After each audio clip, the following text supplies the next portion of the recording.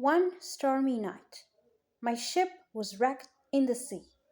All the passengers drowned, except me, Lemuel Gulliver. I had to swim for many miles to reach the shore. I was so tired that I slept quickly and deeply. I woke up after 2 days. Imagine my surprise when I found my hands, legs, body, and hair tied to the ground. I couldn't move. Thin leather stripes that were across my chest and shoulders. I was a prisoner. I was surprised when I saw a very small man, only 8 centimeters tall, walking on my chest. He was holding a small bow and arrow and had a bag of arrows behind his back. I felt a small ladder on my body and other small men climbing up. They started walking all over me. I screamed loudly, and the little man ran away quickly.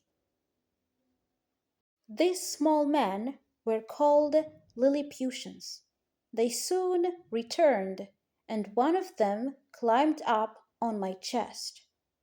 He lifted his hands and said something loudly, but I did not understand a word.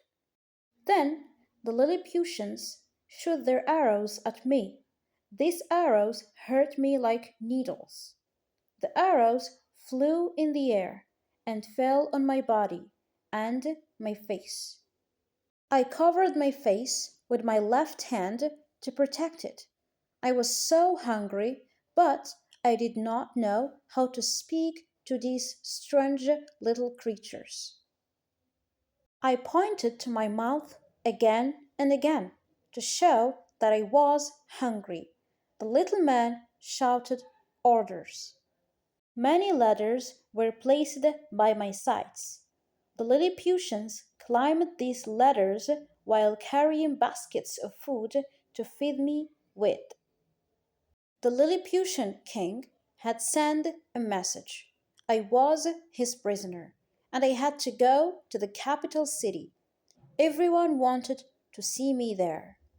The Lilliputians brought a big wooden platform on wheels. I was tied to it, and the journey started.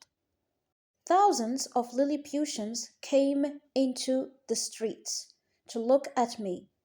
Our long journey ended at the king's palace in the capital. I was presented to the tiny king and his little ministers.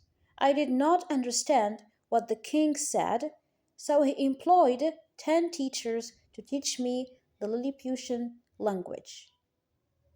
I learned the language very quickly and became good friend with the Lilliputians. Please set me free, I asked the king one day. He ordered his men to search me. After inspecting my hair, diary, and other things, the king was sure that I was not dangerous. But first, I had to help the Lilliputians in their fight with the Blefusco nation, their neighbors. I saw ships being prepared in Blefusco to attack Lilliput. Blefusco had started a war with Lilliput. I walked through the water and tied a piece of rope to each of the enemy's ships. With just one pole, I destroyed the entire fleet of Blefusco ships. The king said that I was a national hero in Lilliput, and the Lilliputians were cheering for me. The Blefusco ambassadors came in peace, but the Lilliputian king wanted to make them his slaves instead. The Lilliputians needed me to stop the fight between the two little nations, but the king thought I was not loyal, and his advisers said that I should be killed. I decided to leave Lilliput and walk across the water to Blefusco, where I was welcomed with open arms. One day I saw a boat in the open sea. The king of Blefusco called 2,000 men to help me repair the boat. I was ready to go back home.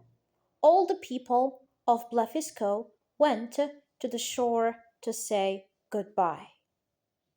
I left Blefusco and soon I saw a ship and got on it. I finally reached England and my 2 years' adventure came to an end.